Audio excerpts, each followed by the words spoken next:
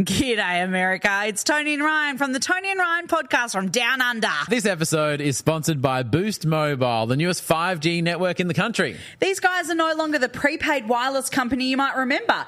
They've invested billions into building their own 5G towers across America, transforming the carrier into America's fourth major network alongside the other big dogs. Yep, they're challenging the competitors by working harder and smarter, like this amazing new network they've literally built. They have blazing fast 5G and plans for all the latest devices. Visit your nearest Boost Mobile store or find them online at boostmobile.com. Will full coverage make me look cakey? Is my undertone neutral or is it cool? We get it. Finding the right foundation is hard. But with Il Maquillage, it's easy to find your perfect match online, customized for your unique skin tone and coverage needs. Plus, with Try Before You Buy, you can try your full size at home for 14 days. With over 600,000 five-star reviews, this best-selling foundation is going viral for a reason. Take the Power Match quiz now at ilmaquillage.com/quiz. ILMAKIAGE.com/quiz. Hello and welcome to Just Films and That, with me, Josh Hallam. And me, Alice Oliver. This is the podcast where we talk about films that we think are underrated, underappreciated, or we just wanted to talk about them. We're also going to get stuck into some classic films that one of us maybe hasn't seen, and maybe throw in some great guests along the way.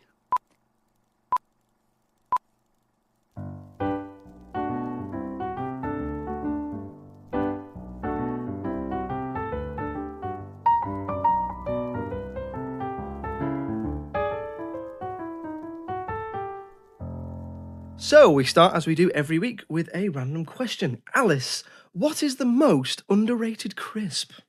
Oh gosh, the most underrated crisp. So I love crisps so much, Josh. Like I really do. And I feel like every time I try and be healthy or anything, they are the one thing that I just can't seem to The kick. downfall.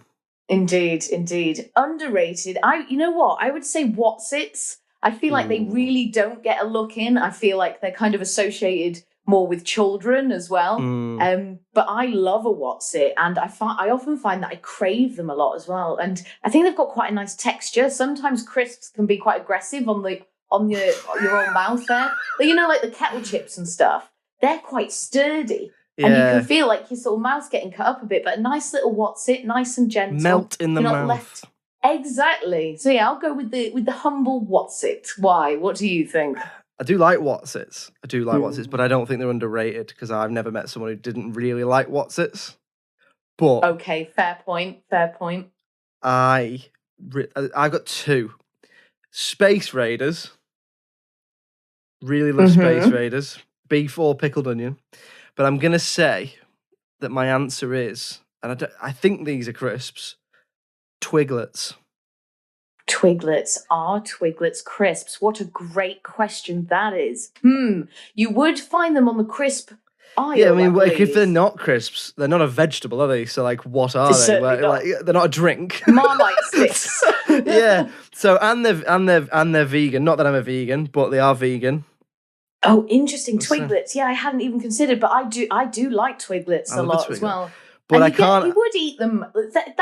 You would eat them in that fashion, wouldn't you? It's you'd have like a snack of Twiglets. Yeah. But also, like, despite the fact that I really like them, I'm also not sure I like them. I'm sort of eating them going, these are nice. And then, like, something in my head's going, do you really like these, though? You got to eat more. You got to eat. Yeah, it's the Marmite thing. You got to eat more to find out. Before you know it, you've eaten a packet. You're like, just have another packet, just to taste to see if I like them or not. I'm just not sure. Yeah, just need to keep checking. Just 4 packets down, and it's like, still not quite sure on the Twiglets. Oh no, that's a good one. That's a real curveball you threw me there. Twiglets, yeah, nice one.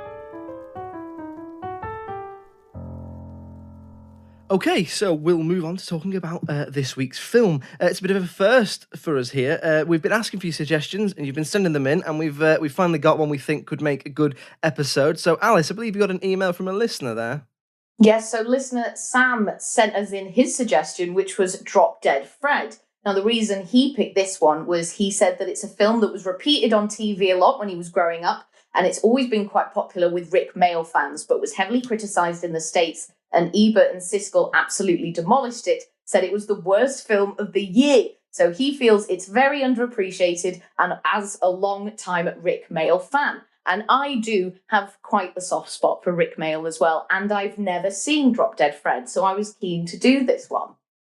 Yeah, no, I haven't seen it. I hadn't seen it either, obviously, until we watched it for this. So I was interested to watch it as well. So what did you sort of expect going into it? Did you know much about it?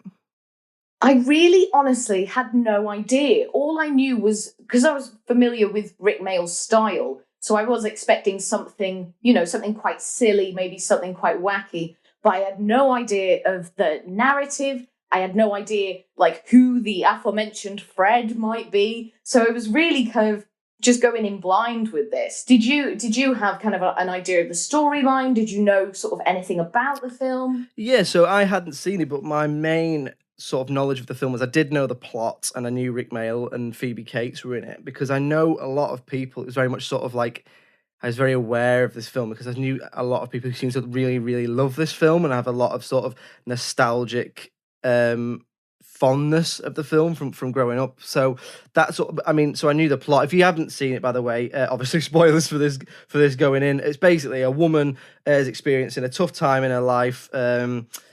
Her sort of splitting up from her husband. She's not very happy, and she starts to see her childhood imaginary friend, played by Rick Mayall, called Drop Dead Fred, and he sort of returns to her life and starts wreaking havoc on her adult life, if you like. So, what did you think? There were certainly elements of it that I enjoyed. So something that I didn't realise I was going to love so much was just seeing Carrie Fisher. Just every time she was on screen, it just made me happy. So that was great to see her. Like I said, I was a bit of a Rick Mayall fan anyway, so it was great to see him. And the storyline I thought was interesting. And I suppose in a way, it did feel quite unique. It felt like quite a unique viewing experience. It didn't feel like anything I'd seen before. The main thing that I sort of really liked about it, I think, was technically there was a lot of really interesting things going on cinematography-wise, like a lot of really interesting camera techniques. So there'd be lots of really nice movements. There'd be lots of instances where the action would move into frame or the cameras would be following the actors. So there were bits like that I really enjoyed. And some of the story I thought was maybe a bit too silly for me, and I kind of couldn't really gauge who it was for. I was like, is this an adult film? And then some of the jokes were really silly and things about dog poo and stuff. So then I was like, oh, but it's not really a kid's film, is it? Or it doesn't feel like it's geared up to that. I liked that it kind of plays with the idea of mental health and, follows the struggles of this young woman who is struggling with her mental health. She says that the reason Drop Dead Fred turns up is when she's feeling most alone. So I thought that was interesting. And again, interesting to sort of tackle it in this very kind of wacky, over-the-top way. What were your kind of first impressions, do you think, coming away from it? Yeah, quite similar to yourself. It is I do quite like Rick Mayall, but I prefer Rick Mayall when he's playing the more sarcastic, the sort of Richie character from The Young Ones rather than his more grotesque bottom style. I like the man was an absolute stone cold genius. But I prefer that side. That sort of silly, wacky comedy isn't, when it's dialed up to the level that it's dialed up to in this film, isn't really my cup of tea. But I certainly found a lot of stuff to like in the film. So I thought, sort of going on from what I was just saying, his performance is just front and center, the best thing about the film, hands down for me. It is marvelously, fantastically sort of grotesque and outlandish. And I know that when I was reading about the film, I know they did offer it to other people. And I just can't really see anyone else doing it. I want to ask you a little bit later about possible talks of a remake, because I know there was talk of Russell Brand doing it and stuff. But I thought his performance, he just gives 110%. And it just it does really come off in terms of playing this cartoonishly over the top imaginary friend character. Yeah, certainly. And he's always doing so much physically as well. It's a really physical role and so much is going on with his face. And I love his little outfit as well. He's sort of like a haphazardy kind of almost clowny as well, isn't it? Sort of all kind of mishmashed and that sort of bright green. And his hair is just all over the place. But yeah, he is just lovely to watch, I think. And you always feel like he's he's giving so much and he's so energetic with it. Well, that was another thing I really liked. I don't know what you'll think about this, but I really loved the sort of cartoonish and surrealist way that it looked. So you have a lot of even the normal people, their houses look so like, the house that she lives in almost it reminds me of like Tom and Jerry. Like you've got a really well presented living room where you can't really go in because she's just had the carpets cleaned and all that sort of thing. But there is also elements where they drop all the colours down, and then so he is this really colourful character who wears all these bright colours, and it's also quite I found it's all quite surreal, isn't it? It all looks quite surreal. It all feels like a cartoon come to life. I mean, what did you think about the way it looked? Oh yeah, fabulous. Yeah, certainly. Like great costume, sort of a great little kind of location design as well. When I think, so Carrie Fisher's character lives on a boat, but like a boat from the 1920s or something, it almost looks like. And I just thought that was such a wonderful like design choice to kind of have that as to be one of the locations. Yeah. Yeah, it's good. Yeah, I know what you mean. It's got that sort of water wheel at the back. It's not like she doesn't live on like a yacht or a barge. But yeah, so no, I know what you mean. It all looks really fantastic. And I also quite like what they do with Fred in the way that they make him so that he can change his face to any shape. And so when he gets hit with something, it's like when, Wile E. Coyote or Tom from Tom and Jerry gets hit with a pan and their face flattens out and that sort of thing. And I like the fact that they use practical effects to achieve that. I think it really adds to the like childlike sort of appeal of the film, the nature of the film. Or like when he gets hit by a car and it leaves his shoes behind. It reminded me a little bit of, and I know this came after it, but it reminded me a little bit of the way they did The Mask with Jim Carrey. Oh yes, certainly. Oh yeah, I can definitely see that. Definitely similar energy. Yeah. Yeah, or like the other sort of cartoony stuff, like when does he shave a cat at one point, and you see like the cat goes off screen and all the hair is flying off, and you just hear the growling and the meowing of the cat, and then it comes back and it's bald, and that sort of cartoony way that it does that, I really like that. It's sort of really, I found that quite endearing, quite funny. Yeah, because when there's that bit where he gets his head stuck in the fridge, doesn't he? And it's sort of it becomes like, is it Hey Arnold?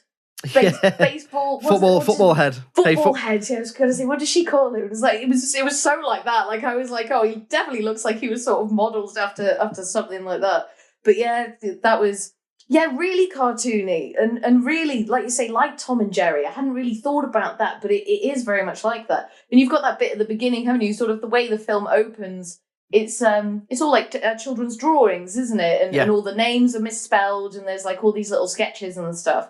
Because I suppose is it because Elizabeth is kind of reverted to her childhood self, I suppose, because she had dropped dead Fred when she was a child and she felt so alone. And then he disappeared after she, I suppose, got a bit older, maybe made some friends and then got married.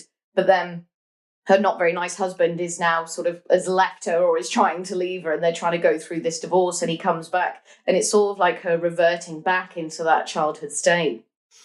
Exactly. So something else I think I liked as well, and I'd be interested to get your opinion on this. I quite like, there's two things I liked.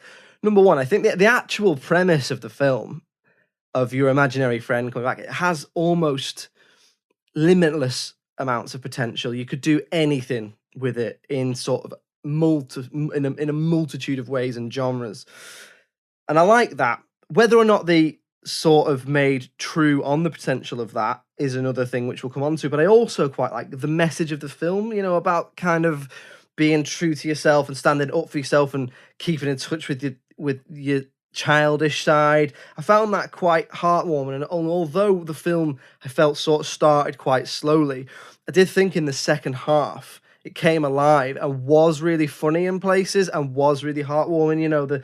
There's really funny moments where she's like, obviously no one else but her can see him, so the whole premise is that she looks like she's going mad because she says this imaginary friend is there and he's not, or people think that he's not. And there's the scenes where she's in a restaurant with a childhood friend who sort of fancies her, and he is playing with her and moving her arms around and moving stuff, and she is like, she's almost fighting against herself, and she gives a really good physical performance in that scene, and I found that really funny. It reminded me of things like The Nutty Professor with Eddie Murphy and things, which I know came later, but I do think there was some really, really funny moments in there. What did you think? Did you find it funny? That bit specifically that you said, that really did make me laugh. I think the moments in which she's having to behave like an adult, or, having to keep up appearances, and then Fred is obviously just not letting that happen. That was really funny. Like, doesn't she throw the champagne glass across the way and starts throwing people's food and the plates and stuff? And you just imagine, like, if you were actually in a restaurant and you saw that happening, you'd be like, oh my God, phone the police, get her to the loony bin or whatever. Yeah, no, really funny. And so some of the language and some of the things that Fred says I did find quite funny. Like, there's one bit where he says he caught cornflakes disease. I can't really remember what that was in reference to. They're making mud pies at some point, and then I don't know if he pours cornflakes on himself or something. And it's just silly things like that. But it did make me laugh. And then, interestingly, you've got all those kind of funny bits happening, and then alongside, this husband of hers, or soon-to-be ex-husband, who's just really unpleasant. And you just kind of really feel for her that she's stuck in this relationship, and she has quite a difficult relationship with her mum. I do feel sorry for the mum at times, because she's clearly got her own stuff going on. And I don't think that the parents, they don't really have this happy marriage. I think, is he away a lot, or has he died or something? I know he's not really around. Elizabeth's dad. Yeah. So that was one of it's funny you should say that. You've sort of touched on two of my issues with the film then. So we'll come on now to, I reckon, to things that we perhaps didn't like about the film, things that we felt could have been improved. So that was one of my issues, was that I don't think it's entirely clear what the situation with the mum is. So I think it's that Elizabeth has sort of driven the dad so mad with Drop Dead Fred that he's left, so she's a single mum, or in any case, he has left her. I don't think he's meant to have died, and I don't think they're meant to still be together. But I don't think the mum character is developed enough, as is the same with the husband. So the script, in some sense, is a little bit weak when it comes to certain characters. I think they're a little one-dimensional. So the mum, for example, I think it's meant to be that she blames her daughter for her husband leaving, so she's very antagonistic towards her. She doesn't really have any redeeming factors, and I feel like if this was sort of given another look now, for example, they might flesh that out a bit more and make her a bit more sympathetic. Yeah, certainly, because it's like she's almost meant to be the villain a little bit. And that's how it kind of starts off. And, Fred is kind of telling her, it's like, she's so horrible and annoying and all this. And it's like, but if you see the sort of things that she has to deal with, like on that first night when Drop Dead Fred comes back, her whole living room that on the carpets that she has just had cleaned gets covered in dog poo. You would be absolutely livid. But she doesn't lose her head. She just gets a little bit pissed off and then starts cleaning it. So I had a lot of sympathy for the mum, really. But no, I certainly agree that there needed to be more to her, I think, especially because she is such a central part to Elizabeth's life. And, she moves back in with her and stuff. And it would have been good to sort of get a bit more from her. But yeah, I think some of the things weren't 100% clear. Some of the script I do think was a little bit weak. And at times, especially towards the beginning, it did just feel too chaotic. Like you couldn't really keep up with what exactly was going on. Some of Fred's lines didn't really feel like really well thought out, almost as if he was improvising. I don't know if he was. I don't know if much improvisation went on. But yeah, just to kind of, there were some threads that were just a bit loose and just a few things that I would have liked sort of cleaned up and put nicely together. But I always feel this way about films about mental health as well. It's like, but maybe that's the point. It's like the fact that it is chaos. It's like Elizabeth doesn't really know what's going on. It's like, how is she meant to know what's real and what's not? Because with Fred as well, you're not sure what his rules are. Like sometimes people can see the effect of what he does. I think, doesn't he become... So there's a band playing in the mall and he goes up to the violin player and then he sort of becomes the violin player and then starts playing the violin and stuff. It's unclear. She seems to see it as... I know what you mean. The sort of aspect of mental health adds an uncertainty to the script as to what the rules of the world are in terms of what can and can't Fred do. Because he seems to be able to pick objects up and, like a fork in a restaurant will go up, but it's not her picking it up. So if it's not her acting as him and herself, then... is he like a ghost? Is it like a ghost? He can pick stuff up. So I know what you mean. It's quite unclear, but like you say, it's around mental health. So perhaps the chaos of that is representative of those issues. But yeah, with the violin part, it's strange because it seems to be that she's watching a band play in a shopping mall, and he appears next to the violinist playing the violin really badly, and she goes up to him, I think, to sort of tell him to shut up, and then he disappears and she's just shouting at another violinist who's playing normally. So, but you're right, that element is a little unclear, and you do make a really good point there in terms of the rules of the world. But what I do think could have been better, regardless of the subject matter, is the sort of exposition around the beginning. So, what, where does he come from? It's not to do with when she's a little kid. It's more to do with how unhappy she is, because the film kind of starts when she's an adult. She's with this guy and they split up, but it's not quite clear that they're a married couple. It's not quite clear that you don't know where she's at in her life. You don't sort of see, it doesn't give you enough time to see how unhappy Elizabeth is in order for Fred to come back. You see some stuff, but I think maybe a little bit more time spent around that. Maybe she sees what a complete prick her husband is, and she sees how downtrodden she is, and she sees the fact that she doesn't, I don't know, she doesn't seem to have much of a purpose, much of a drive, other than just sort of being with him, which will probably explain why she seeks the approval and why she wants to be with this complete arsehole. There's no real reason why she'd want to be with him. He shows no sort of where you think, oh no, he's like this, but also I can see why she's with him. Like he's just a prick non-stop all the way through. He's cheating on her all the way through, treating her like a disposable object all the way through, and it's not just someone that she's dating, it's her husband.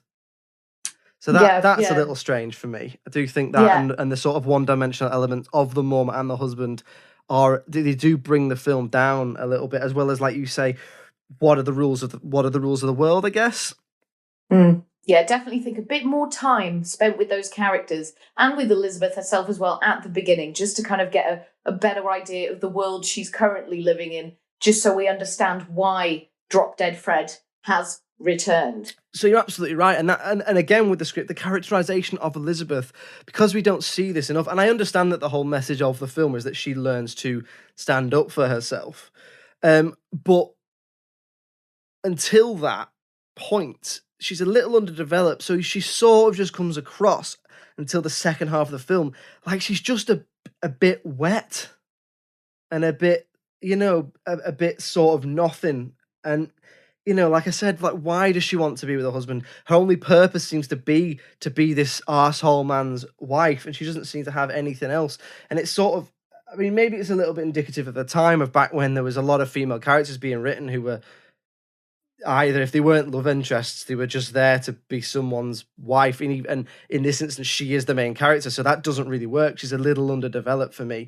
But then maybe that lays, maybe that helps with the fact that then at the end she does sort of tell him where to go. Yeah, definitely. The thing with Fred as well, I was just thinking, he does say at one point, when do I get to go home? Or like, why can't I just go home? And I would love to know where home is, or, if home does exist, because you're kind of torn between, like, are they imaginary, or are they invisible, or are they beings from, like, another plane? Because there are other imaginary friends, aren't there? There's a great scene where you get to see all the different kids' imaginary friends. I really like that when they were sort of all together. And I don't know, maybe I would have liked a little bit more of that. It's like, maybe there is, like, maybe this place does exist and it isn't just in your mind. I don't know. Yeah, that's what I mean. It's almost got limitless potentials. If you look at like a film, for example, it's around the same time, a couple of years, not that far apart. Look at a film like Beetlejuice, where the world and the rules, and it creates this massive, like, colourful world of all these different characters. And this film had the potential to do that, had the potential, there's all these other imaginary friends, and they all look different because obviously the kids are meant to have imagined them. So they've got weird and wonderful costumes. And like you said, there's that really wonderful scene where they're all talking to each other, but the people can't see the other imaginary friends. They can only see their own because they're imaginary.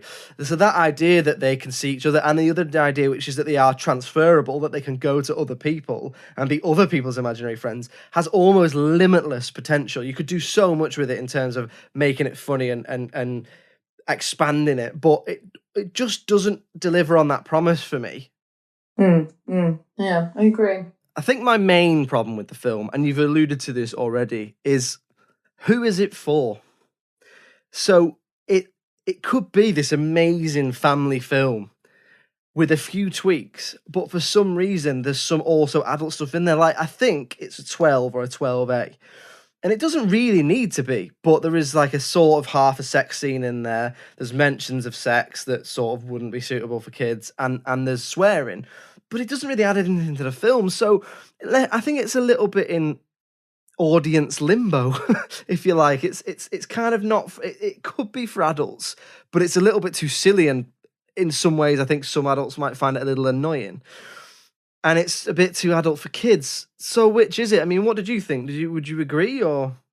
Yeah, and I felt exactly the same way, and that's why I think it's sort of you come to the end of it and you don't feel completely satisfied because of that. Because if you're watching a kids' film, you know, like if you put a Disney film on or whatever, you get in that zone and you're like, right, I'm ready to have fun and just to kind of, you know, just watch some silly things that maybe don't really have any consequence, and there might be a nice song in there or whatever. But with this, it was really strange because it does start off so silly, and Fred's character is so silly, and it's all about the big things, and, you know, it's all about, like, the poo and the grossness and, oh, my God, I'm so silly kind of thing. But it's not a kid's film, right? I don't think I would show that to a child. Well, no, not because of, like, oh, you know, the kids can't know how to swear or whatever, but I don't think a kid would enjoy it. Well, yeah, but it's also, it's that, and it's also, you know, there's sex all the way through it. So it's, you know, that could really work with a family film, that idea of, you know, a character who is essentially an adult, played by an adult man, but is essentially a child. But then, you know, she goes to Carrie Fisher's houseboat and she's sleeping with some old newsreader-looking dude who they seem to work with. And then there's a sort of half a sex scene with her husband as well.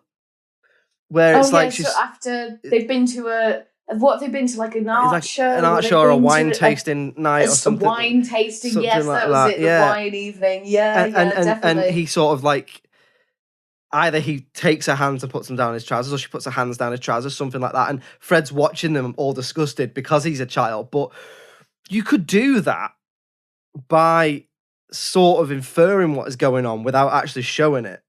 And then that way, a bit like, you know, I know we've said it before, the way Pixar and certain Disney films do that joke where they're looking at the parents going, yeah, you know, but they don't know. But this is this sort of is, you know, look, shagging. And it's like, well, which is it? Because if it's an adult film, it's a bit too silly. But if you just made those few tweaks and because Fred does swear.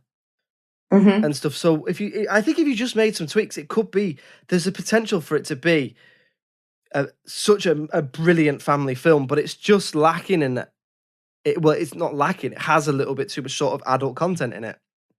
Just something I wanted to touch on there because you mentioned it. Obviously, Carrie Fisher's relationship with, is it her boss or, you know, it's one of her colleagues or whatever who's at the office, but their relationship is obviously so funny because they go to the houseboat and they're there having sex. And you know, you kind of don't really know like what the deal is. And then later on, when you see them at their place of work, she sort of starts going off on one. It's like, that's the one day a month that his wife's away and we get to do it all night. And I just really loved that as a little plot point. I really do. Carrie Fisher for me was such a highlight. I feel like she gave such a great performance. Like, I think she was the best performer in it, for sure. She brings a touch of something special to everything she's in, doesn't she, Carrie Fisher? She does. She's it, like, because also I know she was a script doctor for a lot of her career after Star Wars, because I think she didn't really like doing that much acting. I think she preferred to write.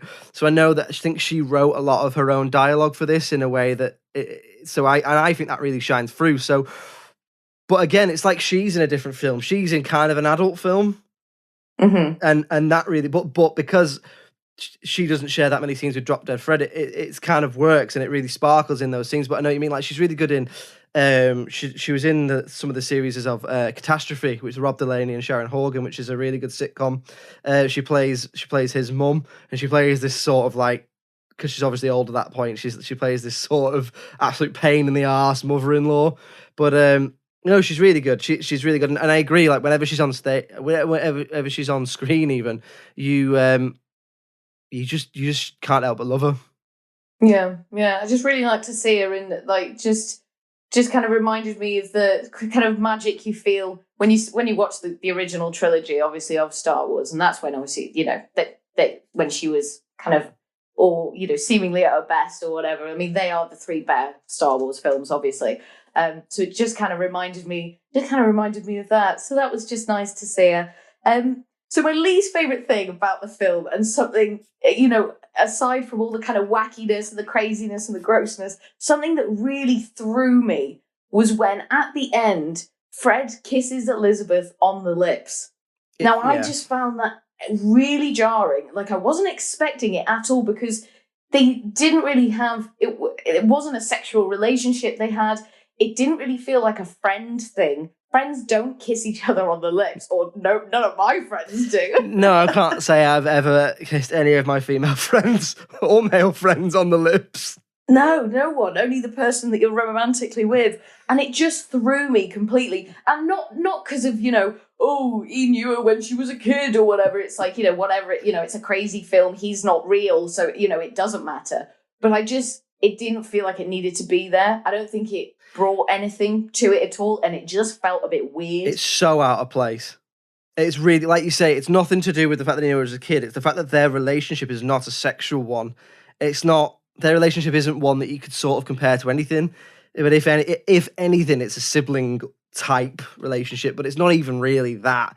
It's obviously that they're friends, and it's so jarring. Like, why? Because they kiss each other, because that's like the, okay, you don't need me anymore, I'll move on to someone else, and I'm done now, and we'll say goodbye. But why a kiss? Why not, I don't know, anything else? Anything else? Like a cuddle, a handshake, or a fist bump. Take my hand, you don't need me anymore, then I disappear. Even a kiss on the hand, I feel, would have just, it wouldn't have felt as, as jarring. You'd probably do it, you'd maybe say do it with an object or something, wouldn't you? Mm. I don't know, because he's always wearing a snazzy suit. Give me my weird tie pin, puts it on. You don't need me anymore, I'm ready to go. Do my tie up because I've got to look smart for my next little girl. Bye. I just wonder whose decision that was to do that. Yeah, you can't imagine being on set and being like, yeah, get off of each other. What? Yeah. Yeah. Just get off of each other. And I think that's how an imaginary friend says goodbye to a now woman was little girl friend. It's such a strange thing. But in general, you know what? I went watching the film as a whole, and that, like, within the first 10 minutes, I did think, I'm not going to like this. But it got better as it went on. And there were some parts of it that I really did enjoy. And there were a couple of moments that actually made me laugh out loud. Yeah. So I think overall, it was all right. I agree. I'm pretty much the same as you. I think it's a brilliant premise with almost boundless amounts of potential that's executed in a bit of a strange way and isn't quite sure who it's for. But it's, I can see why people have a real love for this film. I can see why people like it, because especially if you watched it when you were young, you probably wouldn't pick up on some of the issues we've picked up on. It's Rick Mayall's absolute finest, and it certainly didn't deserve, which we're going to talk about shortly, it certainly didn't deserve the absolute critical battering that it got. So yeah, it's a strange. One thing I did want to ask you is, again, I alluded to this earlier. We've been discussing a remake of this film for some time, and I do think, like I've said, it's a film that has the potential to be remade, although I think it would probably cause a slight amount of outrage. But then, they've remade the bloody Karate Kid. As long as they don't switch Back to the Future, I'm okay. However, do you think it could be remade? Because I think if you sort of took a look at the premise and the script, as we have discussed, obviously now CGI is much better, so you could do loads more with that. I mean, the one thing I couldn't get over, one thing I couldn't think when I was thinking if you were to remake it, was who would play Fred, because there's just no one quite like Rick Mayall around anymore. There's just no one, even his contemporaries of the time are all probably slightly too old now. If you think of like Adrian Edmondson or Stephen Fry, Hugh Laurie, Rowan Atkinson, all these people. I don't know who could you imagine a remake being made? I know I said before, apparently there was going to be one with Russell Brand, but let's just that's not going to happen. So no, and the thing is, so I love Russell Brand. I think he's a fantastic stand-up comedian, and I love watching his videos on Instagram, but he is not a good actor. And no. I know, who am I to say, but I really don't think he is. I don't find him convincing at all. But I mean, I do, like, I respect him so much. And you know, all those years sober, I mean, flipping heck, hats off to you, kid. But I would love to see a remake of this, as long as it wasn't just a shot-by-shot remake, because I can't stand those. I cannot stand when somebody decides to remake a film and literally just remakes it shot for shot. It's like when somebody does a cover of a song and it's just exactly the same as the original, but with a different voice. Like, you want to hear something different. You want to hear guitars where there were no guitars, or drums where there were no drums. So I think definitely take the premise, definitely take the title of the film, and definitely take the characters, but do something else with it. Yeah, breathe fresh life into the idea, sort of thing. Yeah, I know what you mean. Well, there's a reason why things like, you know, A Star Is Born has been remade so many times, because the premise is there, but you can do something different with it each time, which is why each time it's different, and each time it brings something new to the idea. And you could do that with this. I just think that the main stumbling block is who would play the Fred part. The problem is that sort of style, it doesn't really feel like it's around as much anymore. And I don't know if it's just because I'm watching the wrong things or maybe exposed to the wrong people, but that kind of really big, wacky, almost manic style of acting, I can't think of anyone who I've seen. No. Like, because if you picked, obviously I think of someone like Woody Harrelson, who kind of can do the mania thing, but he's, like, Rick Mayall is manic in a kind of charming and almost harmless way, whereas then someone like Woody Harrelson is very sinister, intimidating. Yeah. So I don't know. If listeners, if you know someone, if you've seen someone, whether on stage, maybe, or like in a sitcom, in a film, that you think has that same energy, because I don't know if I ever have seen anyone and thought that's Rick Mayall energy. I was racking my brains as well, and I was writing down every sort of comedian, because also it doesn't have to be a bloke either. Interesting. Because you could, you know, I was like, part of me was thinking, well, who would actually get it if they did it now? Who would get it? And you'd probably think maybe like a Rebel Wilson. But I don't think, again, because I'm sort of going off what you're saying, which is that grotesque style wouldn't really fit. Or the only thing you could do is maybe go a different way, and maybe go like and this is probably quite a strange suggestion, but Hugh Grant, because if you watch, and that does sound, I know that sounds like a bit of a mad suggestion, but if you watch Paddington 2, he does this performance, which is incredible, by the way. If you've not seen Paddington or Paddington 2, brilliant films, but he plays this old, washed up actor, and he's constantly dressing up in different costumes, a little bit like Jim Carrey in A Series of Unfortunate Events, who's probably someone else who could have done it in his heyday. But so that's the only person I could think was like Hugh Grant, or someone like a Hugh Grant. But what about Stephen Merchant? Yeah, but again, he's not. He's not. It'd be, you know, a sarcastic Bristol Fred. It would, yeah, that's the thing. Yeah, all these people are sarcastic. Interesting. I'm going to have a think. Because there must be someone who's got that similar sort of, that energy and that style. They're just not on my radar. We'll put it out there. So if you think of someone who could realistically play Drop Dead Fred in a hypothetical remake, then we want to hear from you. Get in touch. So we'll come on to talking about the critical reception then. So we've already sort of alluded to, because this is a listener suggestion, we've already alluded to the fact that Sam has picked this because it was not critically well received. So we have both taken a quick look at the critical reception, haven't we? So to give you a general idea, on IMDb, and this for me tells a story in itself, on IMDb, gets 6 out of 10. On Rotten Tomatoes, from the audience, at the time of recording this is, should I say, it gets 77%. But the critics give it, on Rotten Tomatoes, 11%, which I just think is madness.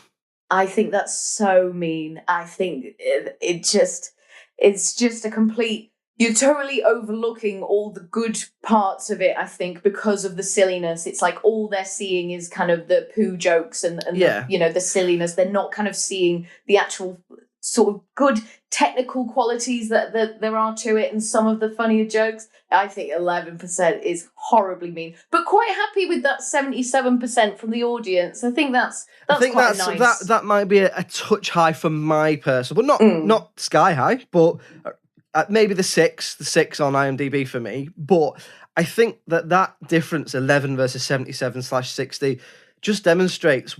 Because I went into this film not knowing it was critically poorly received. I went into this film thinking it was pretty sort of universally really well liked by a lot of people. That's because I'd heard it from friends and people I've met.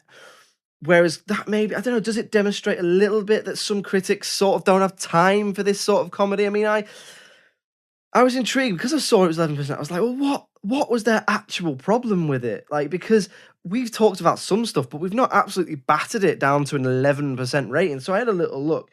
And one person said, and I thought this was a really strange thing to say, as the naughty ghost pal of Phoebe Cates, an obnoxious British actor named Rick Mayall is like Michael Keaton's Beetlejuice without the juice, right? Obnoxious? How does he know he's obnoxious? Like, how can you turn around? Look, we all see actors and celebrities, and we have an idea of what they're like, but unless you actually meet them and spend time with them, you can't turn around and be like, you're obnoxious. Obviously, he is obnoxious. The character of Fred is obnoxious, but that's not Rick Mayall because that's fucking acting, is pretending to be someone else. That's literally the point. Darling. Yeah. It's so, like, how can you turn around and be like, it's obnoxious? If you turn around and say a British actor is like an obnoxious British Beetlejuice or something like that, that's a bit different. But to just say he's obnoxious, I just think that's just such a... It's like when we did The Losers and they were like, Chris Evans isn't better than this film, and it's just like, why have a pop? Like, for no reason. Why get personal? I'm all for intelligent critique, right? Where you weigh stuff up, because I like to think that that's kind of what we do, right? We talk about the good, we talk about the bad. But to just turn around and have an absolute pop at one of the actors, I just think that's lazy. It's lazy writing for me. Yeah, definitely. And that just feels an incredibly mean score as well. And the thing with critics as well, I just always feel like they're looking for sophistication, and it's like, not all films have to be sophisticated. Like, you can have good writing or you can have good characters and good plot points without it necessarily being sophisticated. You got to open your mind a bit more, man. Exactly. The cinema is for everyone. So bear in mind who this is for. Otherwise, there's no point being a film critic, because you're going to have to watch Barbie and the Nutcracker and all sorts of other mad stuff. Anyway, so, I mean, I think we probably know what the answer is. Is it underrated?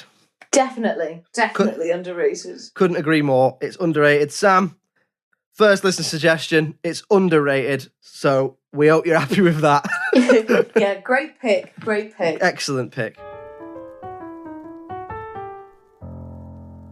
So there we go, our first listener suggestion.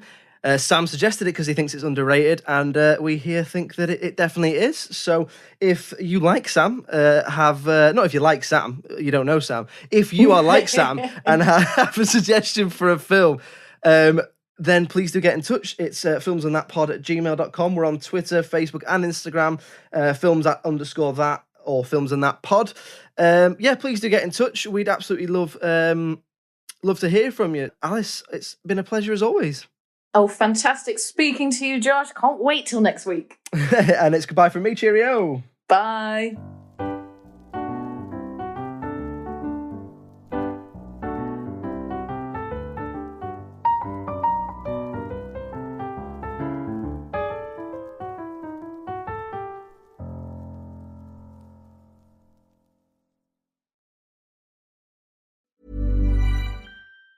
Brought to you by Hoolarious. Stand-up comedy now on Hulu. Hey everybody, Hulu has a bunch of new stand-up specials that aren't just funny, they're Hoolarious. Very funny, Hulu. Anyway, they're launching new exclusive stand-up specials from awesome comedians like Jim Gaffigan, Ilana Glazer, Roy Wood Jr., Bill Burr, and tons more. A new special drops every month, and they've got a huge library of stand-up specials to check out. Go to Hulu and get your stand-up fix now. Brace the runners. Raise the sails! Raise the sails! Captain, an unidentified ship is approaching. Over. Roger. Wait, is that an enterprise sales solution? Reach sales professionals, not professional sailors. With LinkedIn ads, you can target the right people by industry, job title, and more. We'll even give you a $100 credit on your next campaign. Get started today at linkedin.com/results.